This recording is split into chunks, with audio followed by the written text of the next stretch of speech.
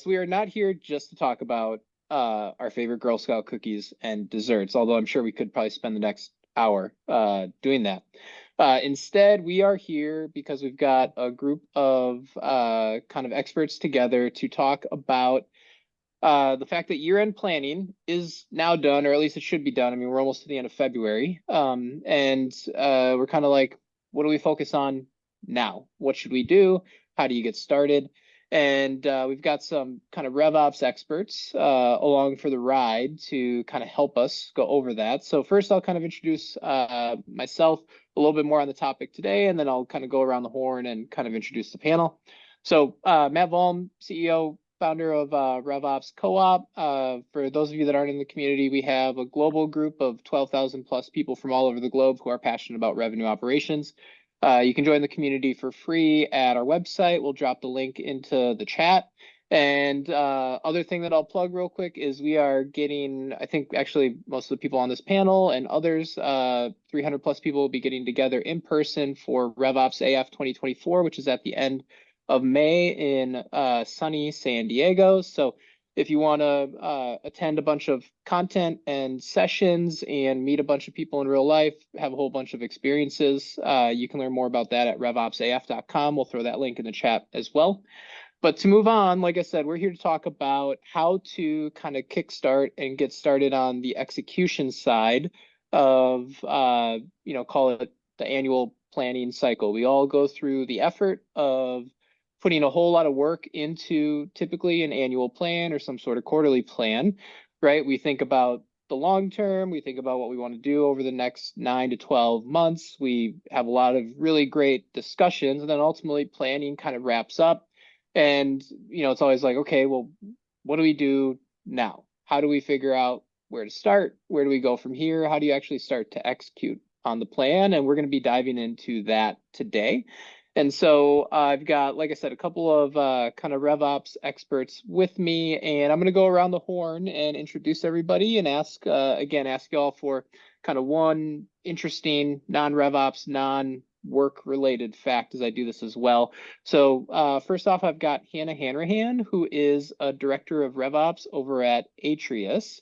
And so Hannah, tell us, beyond obviously like all the RevOps kind of work that you do, what's non-work related, kind of personal fun facts about yourself? Yeah, well, on the Girl Scouts note, I lead a troop of 12 second and third grade Girl Scouts. And so we're just wrapping up cookie season on our side. And I shared with the group earlier that in itself is a bit of an operation. And so I've found a way to build templates and spreadsheets to help us, manage all of the booths and the cookie distribution and the inventory. So it's a fun thing I do on the side, and exciting to see girls kind of learn about sales and introduce them to different career paths. Yeah, that's awesome. And I think, what did you say the pitches that your daughter has down? Well, the Adventureful is the new cookie. So every time somebody asks, she tells them about the brownie inspired cookie with caramel and a hint of sea salt. So if you haven't tried it, it's a good one. Yeah, I mean, if that doesn't get you all running to order some cookies, I don't know what is. And Hannah, I think you are gonna, well, if not, you should drop the link where if anybody Sure. wants to order some cookies in a easy e-commerce sort of way, Hannah's your person. So she'll drop the link for that in the chat. And that's kind of where our Girl Scout cookie thing came from.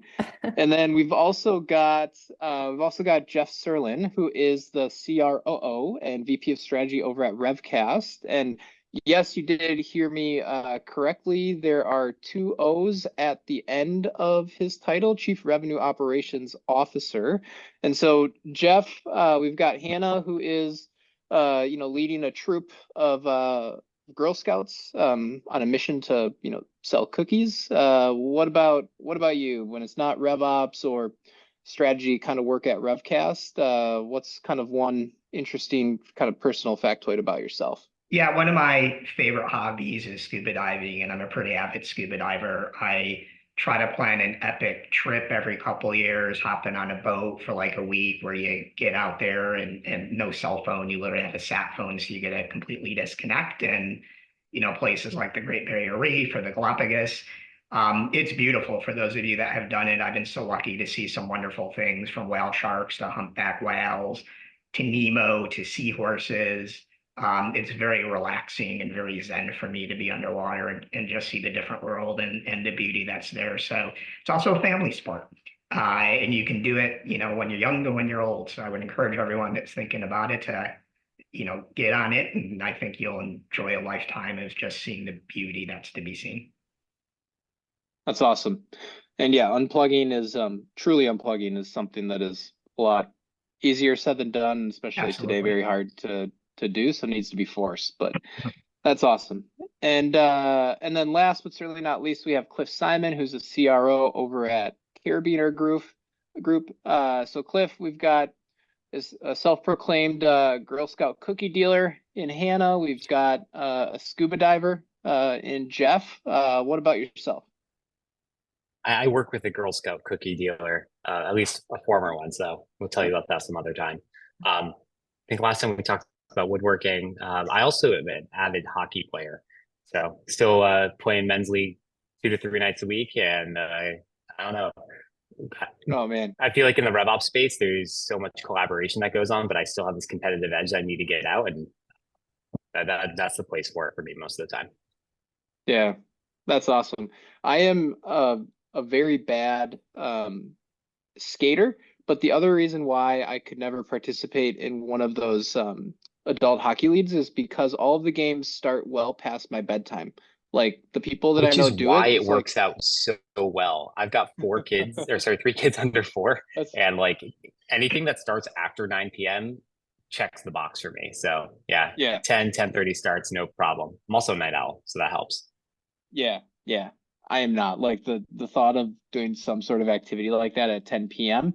I'm well in bed. So I'll leave it to the guys like you for that, Cliff. But all right, so we've got a cookie dealer, a scuba diver, and a late night hockey player, and all RevOps experts as well. So first thing I want to get into is kind of how we kicked off this conversation, right? Hannah, Jeff, Cliff, you all have been through the planning cycle at a variety of different companies over the course of many, many years. And so, you've experienced this yourself, but there's always this question, and I know I've dealt with this too, of like, okay, you get through all the work and all of the effort that goes into planning, and it's kind of like, well, you got to then start right on like executing, because obviously like a, a plan will not take care of itself.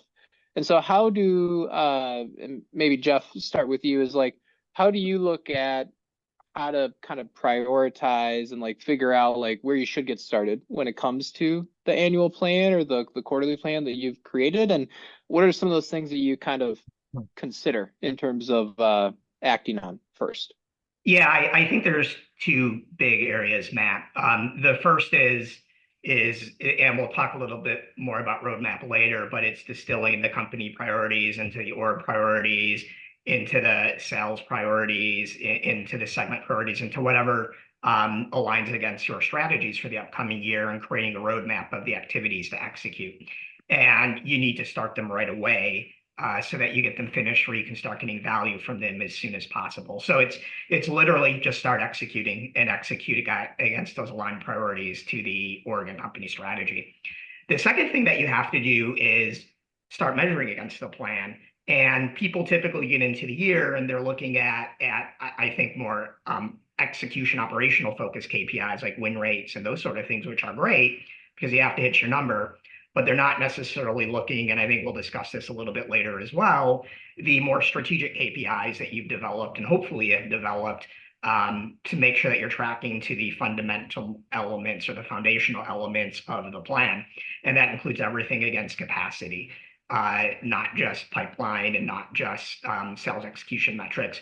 It includes things against the success metrics. And for example, if one of your strategies is to build out, a channel partner to generate revenue or a channel business to generate revenue, or do more PLG of tracking regularly to the metrics that will define the success in those as well. So it's executing against the aligned priorities to the strategy, and then it's measuring against the foundational elements of the plan and the success criteria, success KPIs to the initiatives that are going to help you make your year. Yeah. Yeah. And yeah, I know I've been there before too, in terms of, your plan, whether it's, a series of kind of OKRs or, just like a list of, call it goals, right? Looking at, how the things that you can do on the RevOps side, kind of directly correlate or impact to those company level objectives, understanding obviously what's important for the company, and then aligning the things that you do there makes complete sense. And so Hannah, for you, I guess on the, like the revenue operator side at Atrius, right? What are some of the things, I mean, I guess you just got through, right, your own annual planning cycle, and obviously without like telling us all the goals or objectives that you have, like what did you go through as a practitioner or operator to kind of figure out where to get started this year? Yeah. So, the way we work on it, we have kind of a corporate aligned plan and map that is a pretty good deck of just here's where our strategy and vision are, here's the key work streams or initiatives, and then here's the work streams that line into those. And we'll generally assign owners, and this is across the business, right? And so with those initiatives, that's where I start really. And because we're, cross-functionally distributed, where to start is truly like what I've been assigned to. There might be timelines and things that are larger projects or priorities within the company that I tie into. And so I know that I need to also map some of what we're doing to that as well. But today, what I've been doing, and this has probably taken different versions throughout the years, today I take that priority, I put a strategy deck together, and I put initiatives in terms of like, what are the actual things that we're going to do to go accomplish this throughout the year? And I like to align those to quarterly goals too. And so the things that my team is focused on tie into what I know the company is focused on. And we map that really specifically to what we're working on every quarter. And that also ties into our roadmap, which we'll talk about later. I think there's also, kind of to Jeff's point, there's a data-driven piece of this of understanding and keeping a good eye on what your metrics are throughout the year and where you're excelling and where you're not.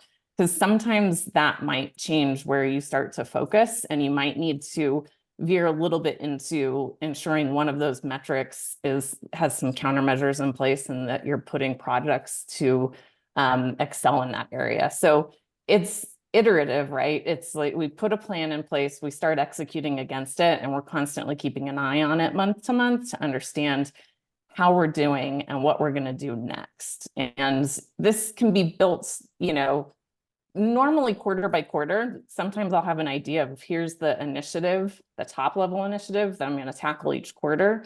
But oftentimes the tasks underneath that don't become clear until we get there.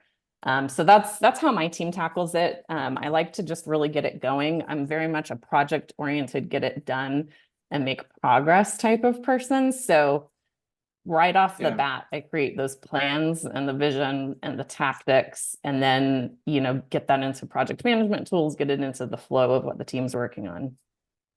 Yeah. Yeah, it makes sense. I think so. One big thing you mentioned to keep in mind, obviously focus on the things that you can impact, which in your case are the things where you're the assigned owner, right? If you're not the owner, or don't have the ability to actually like influence or execute on something, then like it's not yours, right? And the other thing I'll say there that I've seen is, at least where I've seen things fail in the past, is where you try to assign multiple owners to one thing. That never really works, because then you wind up with that Spider-Man meme where everyone's just pointing at the other person. Yes, exactly. Like, well, yeah. I thought you were doing it. And they're like, well, no, I thought you were doing it. And right. So like, yeah, one owner, per thing is super important. And I guess, Cliff, the thing I'm curious about for you too, so like we talked about ownership over things that you can influence, aligning those things to some of the like the company level objectives and goals in terms of where you get started. You know, for you all, especially at Carabiner Group, with having a variety of like different clients that like that you work with, I'm assuming you had a big impact on a variety of annual plans that probably just got finalized. And so what are, like, I'm curious, like, as we all get started on this year, what are some of the specific things that you're seeing, either your clients or just across the board? Like, what are companies focused on this year as it relates to executing on their plan? Like, what are some of the things that are top of mind? Are a lot of folks looking at things like revenue retention? Are they still trying to kind of grow at all costs? Like, what are some of those specifics that people are looking to execute on as they get started in 2024?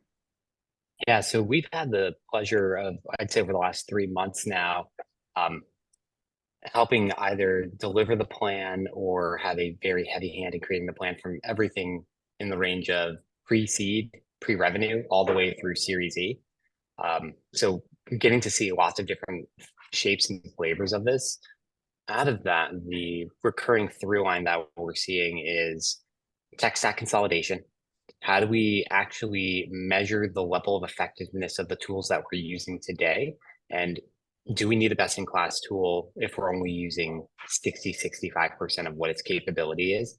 Does it make sense for us to aggregate things down into one of the alpha, more platform level players instead of going point solution by point solution? The other thing you mentioned was, is it growth at all costs? It's not anymore, right? Everyone is going for profitability. Everyone's trying to get to a level of efficiency. But to Hannah's point, to Jeff's point, what they need to be able to do in order to drive that is accurate data. So there's a lot of data cleanup going on right now, both from a policies and processes perspective, to make sure that those things are still aligned to the way the customer is buying today and to any new go-to-market motions that have arisen over the last year and a half, as well as making sure that they're driving the adoption of those processes. Doesn't do you any good to have something that's perfectly mapped to what your customer wants to do if no one's actually going through and adhering to those processes. Then your data is crap anyway, right? So data governance, data and adherence.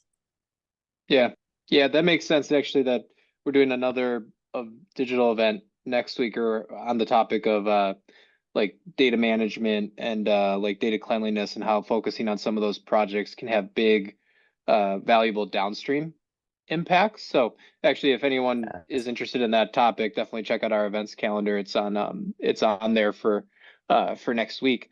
I guess, Hannah, do those things that Cliff mentioned, like the other thing that's like really coming to the fore more and more is the level of lack of enablement, specifically for frontline managers. People who were fantastic sales people, but got put into a sales leadership role, but weren't given the tools and the skill sets or the training to be successful in those roles. And that's really causing this knock-on effect down the org. Yeah.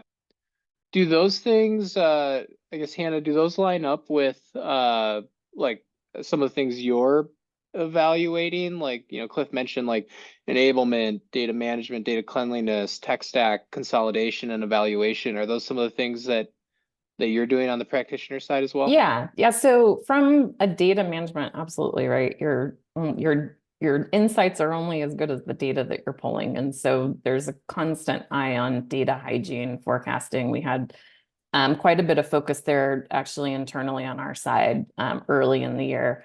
And then I would say on enablement, I'm also seeing that be an area that I'm diving more into and supporting the team and the sales ops, and making sure that we do have good enablements and onboarding of our sales team. And so, yeah, I agree. Those are areas that we're focused on. As far as tools, I think we're maybe one of the only who did not overinvest in tools over the past years. And so we have a benefit of being in a spot where we're evaluating, you know, what are the tools that we need to help enable the process.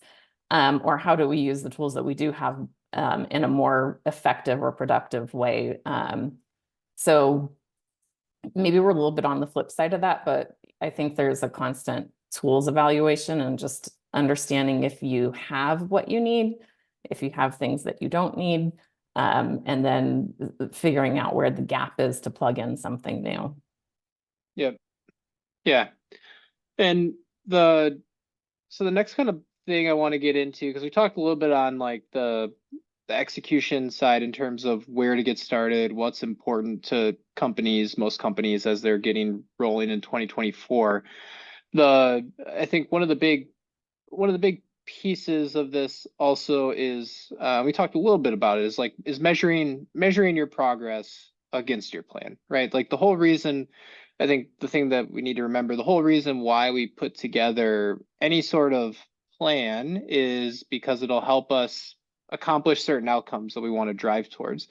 Well, you need to obviously then track your progress against those outcomes or the plan that you want to drive to understand, are you executing as you would expect? Are you ahead? Are you behind? What are those things that you can do along the way then to influence or try to drive things towards outcomes that you're looking to drive?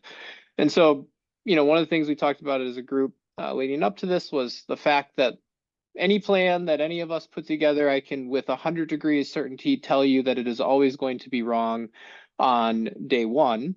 And then, Jeff, I'm also curious to hear from you on this, because obviously the RevCast product is all around like what you guys are building is all around this notion of like putting your plans together on the like the sales efficiency, productivity side, and be able to measure against those. So what are some of the things, either like best practices or ways that people can approach the measurement aspect as they kind of go along, being able to just like appropriately monitor and track how they're performing against their plans? How frequently should people be measuring and comparing? Is it daily, weekly, monthly, quarterly, something else? And then how do you evaluate the progress to kind of determine where to focus in terms of what levers to pull to maybe drive towards the changes you want to drive towards? Yeah, great question, Matt. The challenge, which was already brought up by both Cliff and Hannah, is typically a data issue. You create a plan, you have a ton of assumptions in there, and they're really those elements that drive your success. And some of them it's easy to measure: closed revenue, how much pipeline you're creating or building, win rates. But some of them are much more difficult. And when they're difficult, you tend to not collect them at all, or you do them maybe once a quarter in a QBR and look back, and by that time you're not getting any early signals as to things that may be off, and it's far too late to collect them or to correct them. One example is the proportion of reps that are ramping versus ramped. That very much drives the quality of the street quota that you have, the attainment to that street quota, and your ability to get to your plan. And that's often left out of any measures. It's left out of forecast calls. Therefore, you have a big blind spot into your forecasts and into the quality of the street quota that you have. So you have to take your plan and you have to start building your data governance, the data element, the sources of this data, how you're going to collect it, where you're going to collect it, how you're going to make sure it's accurate so that you can do these. At a minimum, it should be on a weekly basis. And the same weekly basis you collect manager judgment. On the same weekly basis, you might look at win rates and how much pipeline you created. You should also look at these on a weekly basis as well, so that you understand the risk in getting to your number, or where you're performing well that you can get some opportunity out of as well. And it's incredibly difficult and time consuming to do in a spreadsheet and manually. One of the reasons, again, why we did build RevCast to automate a lot of the visibility to these metrics that are often ignored throughout the year, except at certain times of the year because they're just too difficult to get. And once you're starting to collect all these metrics around the plan, you have to be very agile in thinking about your execution going forward. It might be reprioritizing things on a roadmap.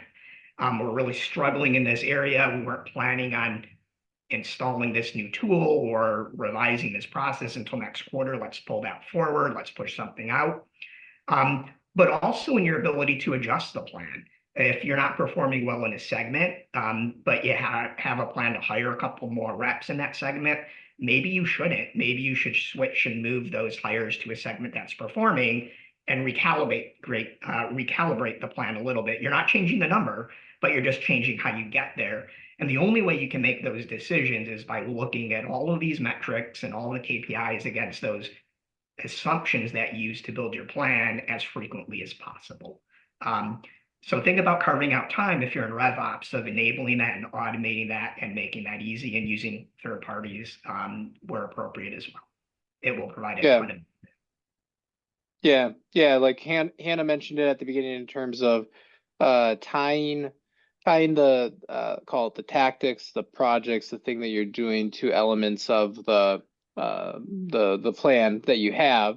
And then I like what you mentioned, Jeff, in terms of being able to measure frequently, because again, that's the only way that you'll be able to get, let's just call it like real-time access into how you're performing, right? If you wait until the end of a quarter or even the end of a month to measure against how you've done, right? Like let's just say you're doing things on a quarterly basis. If you wait until the end of the month to ultimately realize that you're way off track already, like your quarter is 33% of the way done, what are you going to be able to do in the last 8 weeks to actually be able to to influence that outcome, right? So you got to be able to measure frequently, which also means that, yeah, to your point, automate and use technology like where you can to be able to help you do that so that you can get the insights that you need. Cliff, do you have anything to add to like the again, like the whole notion of measuring? Like, not sure again, like what you all typically recommend for a lot of your clients or what you're seeing them kind of do? I mean, there's so many tools out nowadays, and it's hard to always pick the right one for your organization, right? I think what matters most is getting the data and getting a process in place, testing it manually first, and then going into buying a tool and automation. If you start automating something that's not fully baked, you run a very large risk of automating something that's bad. 100%. That's sort of like the baseline. I'm a big fan of just doing all of this on a weekly cadence, right? Just trying to stay ahead of conversion rates, pipeline, and looking for the early indicators and doing that by rep, right? If you're going through and doing it as a whole on the organization, a lot of little things get hidden and you're not able to necessarily pick up on the early indicators. And there's also no such thing as an average rep. An average rep doesn't need 3x pipeline coverage. Susie needs 2x pipeline coverage because she's a beast. And Johnny needs 5x pipeline coverage because he's not great at closing. So you have to be able to look at those things in their own microcosm instead of looking at it as a whole. Yeah. And Hannah, I guess now I have the question, no pressure or anything, but how frequently do you measure your progress? Again, yeah, I know. I'll be honest, I'm taking some notes from Jeff here too, but yeah. So we do now. The sales reps and the sales team probably do have more of a weekly live cadence, but from RevOps, I'm keeping an eye across the entire customer journey, and we do a monthly review, right? We use Excel, so I know that's probably something we could potentially automate. But to Cliff's point, we have a really good, solid process in place that could easily be automated. And so that process, we've actually started to roll out more the past year. And so I feel like we're in a really good place for it. But there's probably that opportunity to take it to the next level, right? Getting it more live, more automated. But it is monthly for us. And we track those metrics back just across all of the different teams who support the customer engagement journey. And in those reviews each month, we talk about what's on target, what's not, and what are our kind of countermeasures to improve it moving forward. And it's a really good cross-functional collaborative meeting. And I would say that's probably a crawl approach, right? Just identify what those KPIs are, get them all into one spot. Because I was at a point last year where a lot of different leads were presenting different KPIs in PowerPoints that we never saw again. And so we gathered all of those into a spot, right? And then agreed cross-functionally that these are the right things to track and started getting the reports dialed in. So that's where the data came in of just, is this the right number? How do we pull it? Where's the data coming from? Is it accurate? And then getting just the monthly cadence going across all of the teams, that's a number one success. And I think there's still opportunity to continue to improve that, but it's good visibility across the org. Yeah. And you all mentioned kind of throughout this notion of like the RevOps roadmap, right? And I think, we've had a variety of discussions too in the past where we talk about, kind of viewing RevOps as a product that you're offering to internal customer stakeholders across marketing, sales, post-sales, customer success. Like any product, there's a product roadmap. As RevOps, you should have a RevOps roadmap as well. And so, and actually, Hannah, maybe we'll start with you on this one too. Like, maybe just start with like, if someone doesn't have a roadmap today or know even like, well, what is a RevOps roadmap? Is that just like a list of projects that you're working on? Is it like a Trello board and a Asana board? Like, what is, like, for you, like, what is a RevOps roadmap and what does that kind of look like? Yeah, so I would say definitely have a roadmap, right? And I took my inspiration from just our IT team, right? And how they organize their projects. Because a lot of what we're working on aligns to that type of work. And these are our big projects, right? We have a whole other queue of just like the ongoing support, and we've got cases and a whole different process for that. But the roadmap is really allocated for those big projects that we're working on. It's a one-pager and it has our key work streams that we're supporting and then the key projects that we're working on quarter by quarter. And we use color coding just to kind of indicate, I mean, it could be more techy, I'm sure, right? Like I like PowerPoint. And so some of these things, it just works well for me to have it there. Because then I can easily communicate and speak to different leaders on different teams. But that's what we do. And it provides not only just some sanity for the team of here, we all understand what we're working on, but when I'm speaking to other leaders, I can also show them that. And if new priorities bubble up, we can talk about where it fits in. And if it doesn't fit in, do we need to deprioritize something and move it out? So it's a good sounding board and a good just visual to have that shows what the team is working on and makes it easy just to communicate across all the different groups. Yeah. Well, and to your point, like Cliff, you mentioned this before too, right? Of like, before leveraging technology or getting things automated or making things complex, right? Like just start somewhere. And so I would say, Hannah, like starting with a spreadsheet or a PowerPoint, like if you don't have a roadmap today and you're like, well, how do I get one started? Is like, take a PowerPoint, a Google Sheet, literally put boxes for each particular quarter, and then just list out some of those, like, call it those like big things that like you're going to be working on. And voila, you have a V1 of a RevOps roadmap. And then from there, you can get more complicated, right? And iterate, and you can move that around and make it more complicated, but you don't need to start there. And so Cliff, what do you, what do you see? Because obviously like a bunch of different clients, different sizes, different stages, you have tons of different scopes of work that you're working on kind of for these folks. What do you see when it comes to RevOps roadmaps at your clients? I mean, it's so all over the place, right? With some folks, it's written on the back of a napkin. Others, it's a Word document, right? This is my brain dump. Very often, it ends up coming in the form of totally just incoherently sunk up Loom videos. And you start pulling the requirements from that. Internally, we do Gantt charts to say, hey, this is what this roadmap item is going to be over X period of time. And then we're running that all into some type of Kanban backlog into individual epics and tickets, and then managing all those tickets in Jira. that, or I will run it in Trello sometimes. But that's typically more on the marketing ops side of the house than it is on the overall revenue. Mhm. And then, of course, there's a myriad of tools that you can use for this too. Whether we're working with folks in Jira, ClickUp, Asana, Monday. I mean, there's just way too many. The coolest ones are the ones where they're running an entire DevOps process for revenue operations directly in Salesforce with the full ticketing system there. I mean, it's super, super complex. Lots of custom objects, custom code, Apex that gets pulled into that. But keep it high level. Just do the basics, right? Red, yellow, green. Are we hitting the mark? Are we not hitting the mark? Did we do the things that we said we were going to do?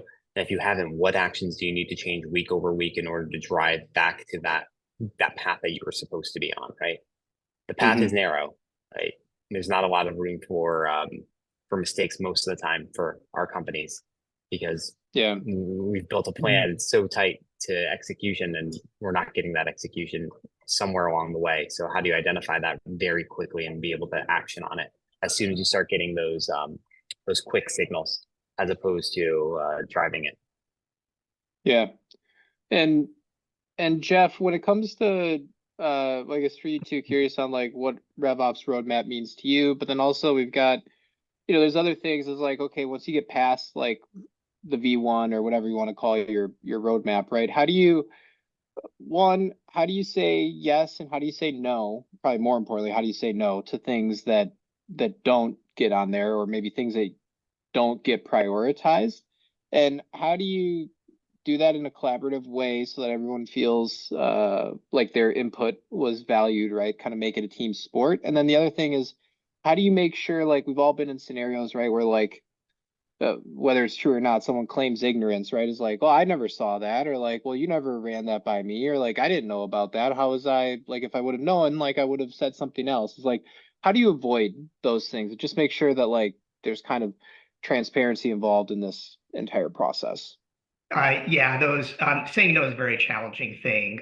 But before I get there, I think this comes down to the main discussion here is you have to have a roadmap. And if you have a roadmap, it's easier to say no. Um, the roadmap, when you develop it, should start with the company priorities or strategies and say it's, accelerate going up market or into enterprise. You distill that into, and I always did into sales rocks, which your brand, say up market moves. You distill that into the pebbles and the project, say stand up an outbound team, implement enablement specifically for that team, or implement a solution that is needed for that team or a new process. Once you have those all on the roadmap, you need to create, first of all, an intake process. And the intake isn't someone randomly slacking someone on your team, saying something in a meeting, sending an email, walking down the hall and talking to somebody. The only way you can get something on the roadmap is following the intake process. And the best way that I've done it is a form or a template in Slack. And you ask them a couple questions. What problem are you trying to solve? Everyone wants to tell you the solution, but not necessarily the problem they're trying to solve. You ask them what's the impact of not solving it. You ask them, if they want to tell you the solution, what would you do to solve this? You might ask them a couple other questions. A lot of people will not actually go through and do that. When they have a problem or an issue, they're in the moment. It's the most important thing to them. They want to tell you need to fix something. They want it to go to the top of the list. But if you make them fill out a form, an intake form, it gives them time to think. And they may decide, you know what, it's not totally that important. So you're self-filtering out a lot of requests and, in a sense, saying no by getting them to realize this isn't necessarily a priority.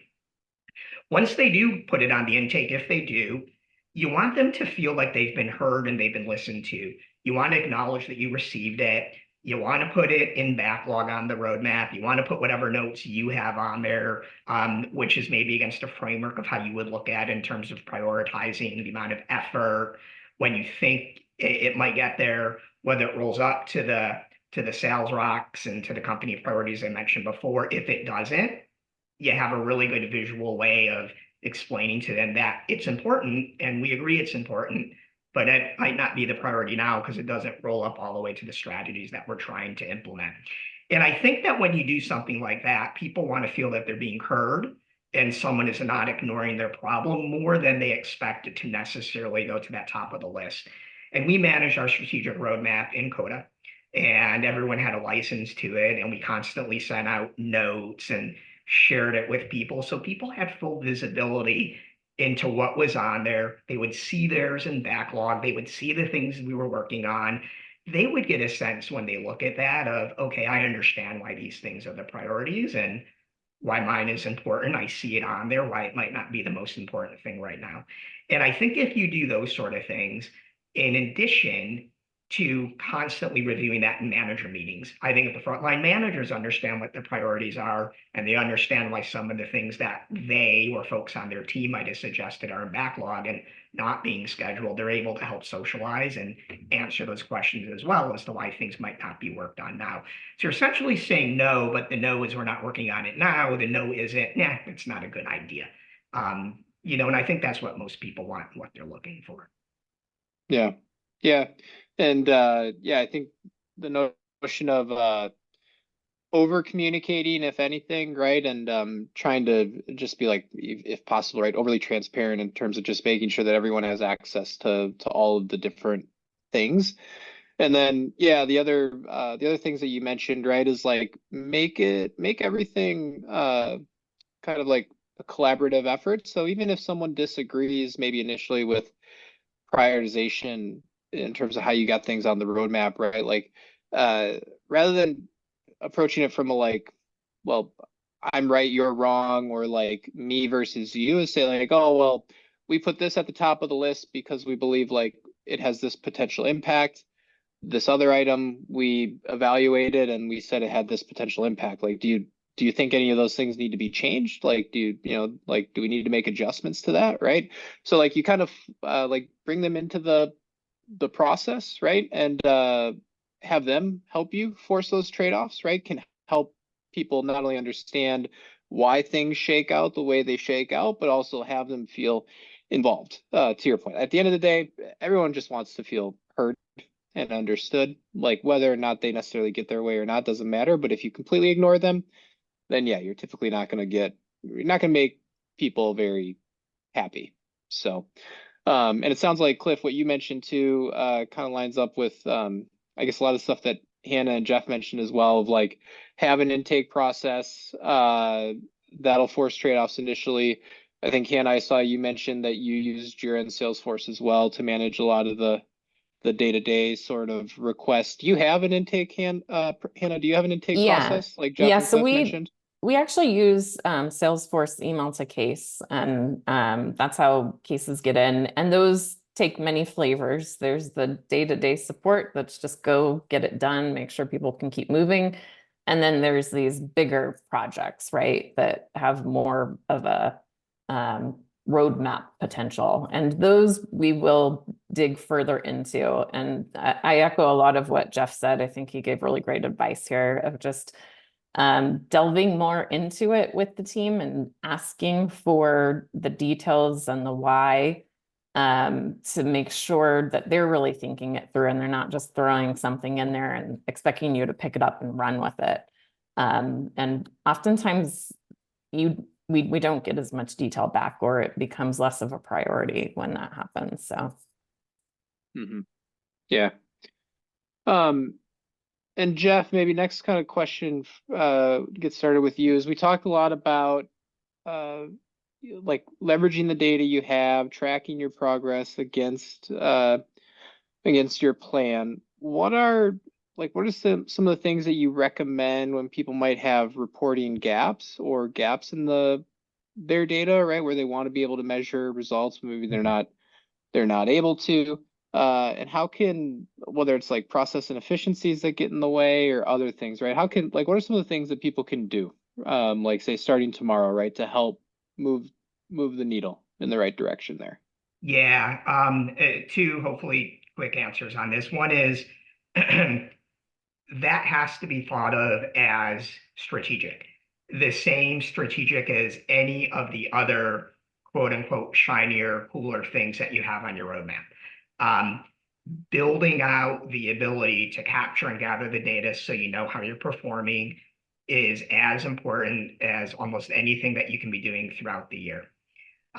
So you have to frame it in that way so people understand that. And if you do it that way, you can carve out whether it's RevOps time or data engineering or biz ops or whatever cross-functional team you need to do this, you can carve out time by including those on the strategic roadmap of enabling the ability to report against an important business strategy or initiative or performance. So treat them as roadmap items, and then you'll be given the space and the time in order to actually execute them and improve them. And it's very, very important that people don't underestimate the effort to do that or deprioritize it because someone wants to do something that they just think is cooler to do. The second part is build a data governance and data dictionary plan and process. If you have it, you should document every piece of data you need, what it's defined as, where it's used, what metrics it drives,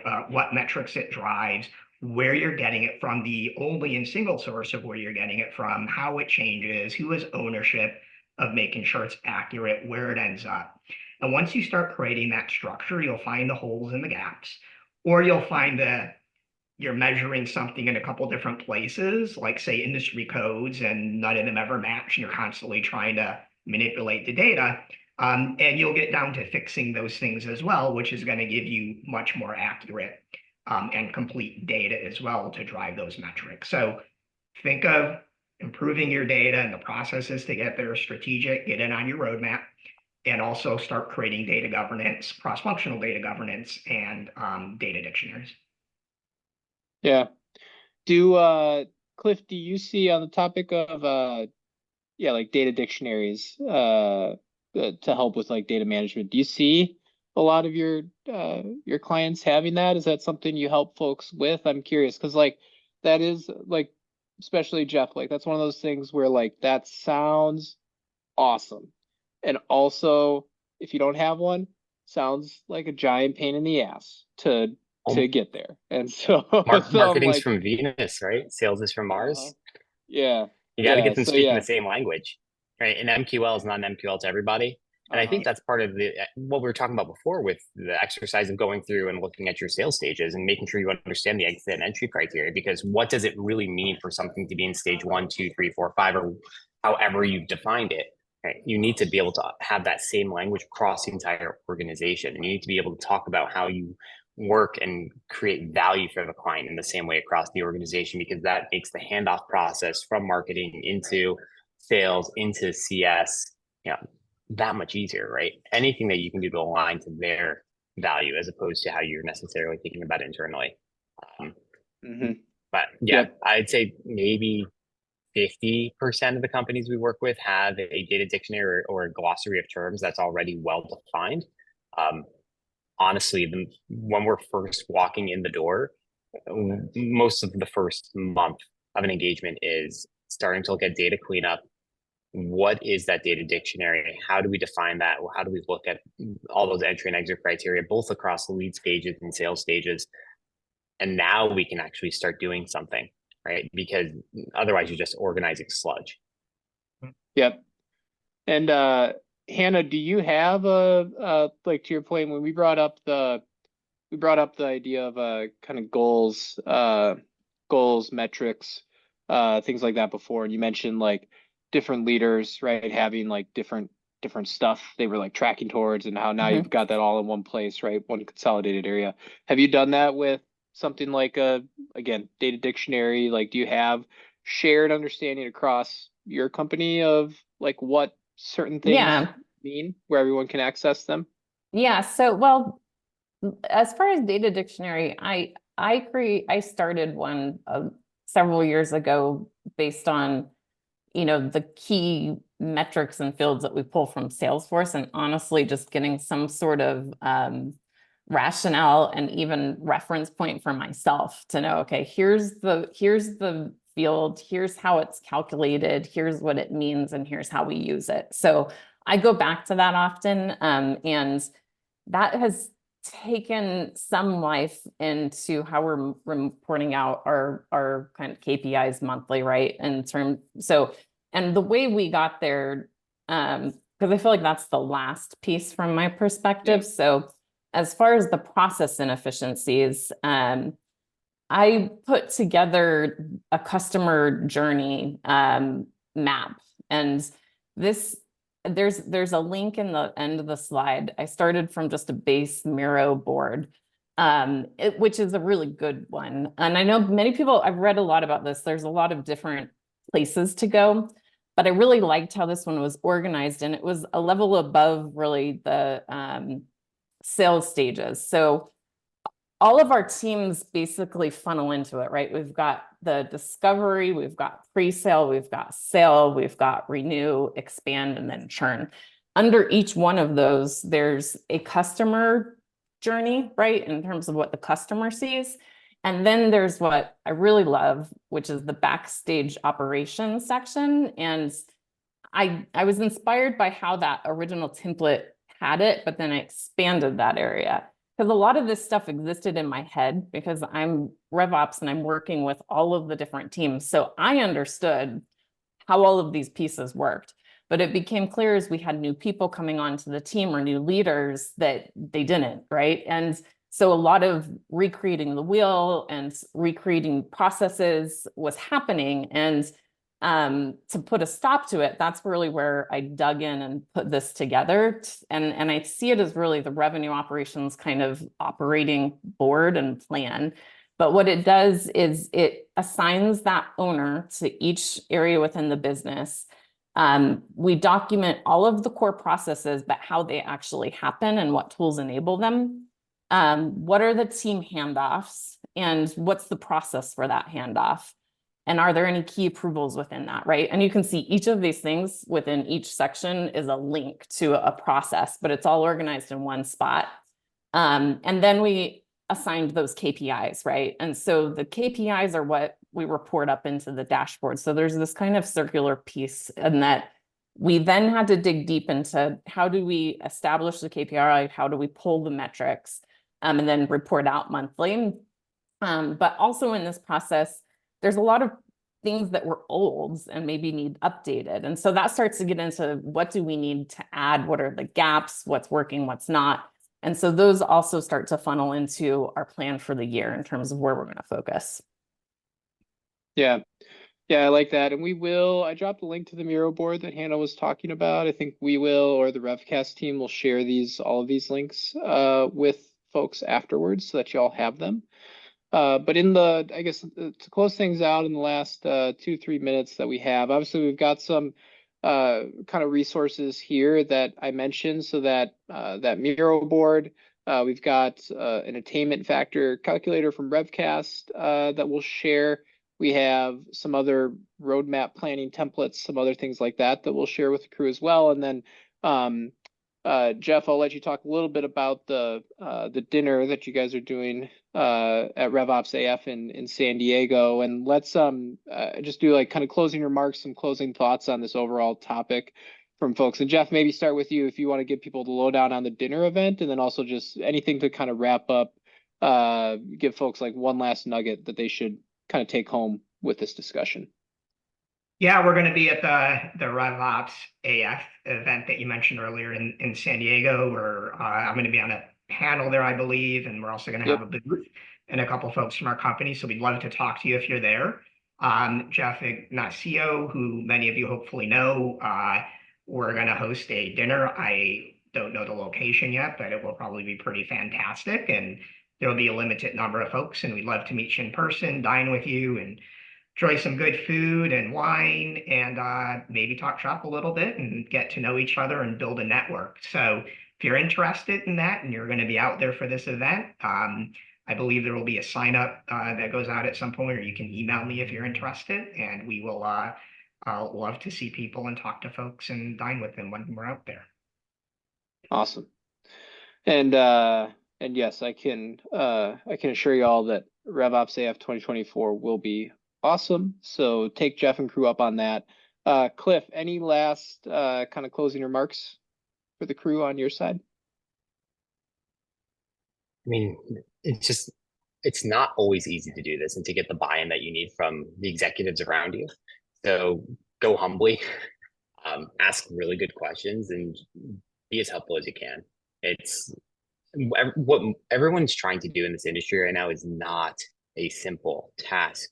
Right? There's this Herculean effort that goes on in the background of changing hearts and minds about just like what does it mean to grow? What does success look like?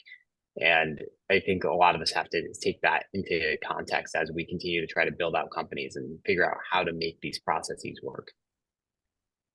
Yep. Yep, 100%. And Hannah, we'll end with you. Any last kind of closing remarks or things that you want to leave the crew with?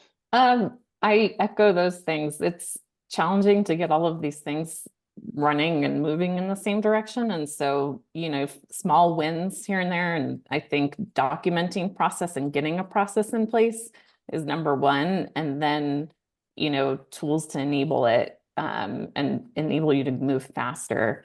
You just kind of build time as time goes on. A lot of these things that I'm talking about, I've been working on and building just year over year. So crawling is fine, and you might stay there for a while. And that's fine too, as long as it's working. Yep. Yeah. Like Cliff said, things are hard. There's tons of effort that goes into all this stuff. It is not possible to do everything at once, like Hannah mentioned, but just get started and keep moving in the right direction. So with that, I will let you all run. To everybody who attended, thank you for joining us. To our awesome panelists, Hannah, Jeff, Cliff, thank you all for dropping some knowledge on the whole crew. And with that, like I said, we'll share the links afterwards. But with that, I'll let you all run. So have a good rest of your Thursday. Have a good day. Have a good evening wherever you all are at. And we'll see you at the next one. Take care, everybody. Thank you, everyone. Thank you. Bye.